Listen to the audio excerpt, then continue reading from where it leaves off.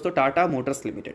अब टाटा मोटर्स से रिलेटेड भी कुछ इंपॉर्टेंट अपडेट्स हैं, तो चलिए उसकी भी बात कर लेते हैं। तो देखो दोस्तों, आज के दिन अगर देखोगे तो टाटा मोटर्स है काफ़ी ज़्यादा फोकस में रहने का सबसे बड़ा रीज़न यहाँ पर यह है कि ट्रंप ने जो 50% टैरिफ लगाने का फैसला किया था यूरोपियन यूनियन के ऊपर, वो फिलहाल हमें डिले होती हुई देखने को मिली है 9 जुलाई तक, क्योंकि नेगोशिएशंस हमें आगे और भी देखने को मिलेगा।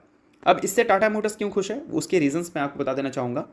अब देखो, टाटा मोटर्स की जो सबसे इंपॉर्टेंट सब्सिडरी है जेलर यानी कि जैगवार एंड लैंड रोवर, उसकी कुछ जगह आपको मैन्युफैक्चरिंग फैसिलिटीज़ देखने को मिलती है, जिसमें एक यूके है, चाइना है, ब्राज़ील है, इंडिया है, ऑस्ट्रिया है और स्लोवाकिया है। स्लोवाकिया बेसिकली यूरोप में है, ठीक है।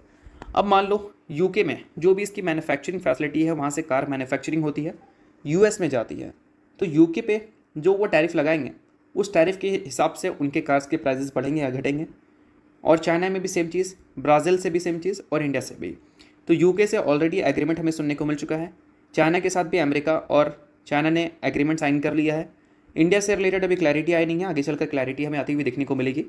अब यहाँ पर बात यह है कि यूरोप में जो 50% टैरिफ लग सकता था ट्रम्प की तरफ से, वो 50% टैरिफ काफ़ी ज़्यादा होता। ऑब्वियस ही बात है, इनके कार के जो प्राइजेस हैं वो 50% से बढ़ जाते हैं, तो इससे क्या है कि उनको प्रॉब्लम होती। बट अभी क्या है कि 9 जुलाई को हमें 90 डेज़ का जो पॉज था वो ख़त्म होता हुआ देखने को मिलेगा।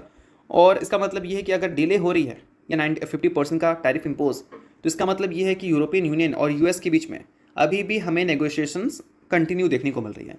तो हो सकता है कि इन फ्यूचर ये 50% का जो नंबर है वो आपको कम होकर आता हुआ देखने को मिले, जो कि एक तरह से देखा जाए तो टाटा मोटर्स के लिए कम डैमेज वाली न्यूज़ होगी।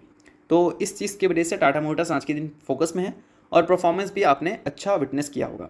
और बात दोस्तों यहाँ पर यह है कि जो 50% की न्यूज़ थी वो हमें 1 जून से लगती हुई देखने को मिलती, बट अभी उसमें डिले देखने को मिल रही है। तो 9 जुलाई से पहले आपको ये सारी चीज़ें ऑफिशियल होता हुआ देखने को मिल जाएगा कि कितनी % की टैरिफ आपको यूरोपियन यूनियन पे लगता हुआ दिखा है यूएस की तरफ।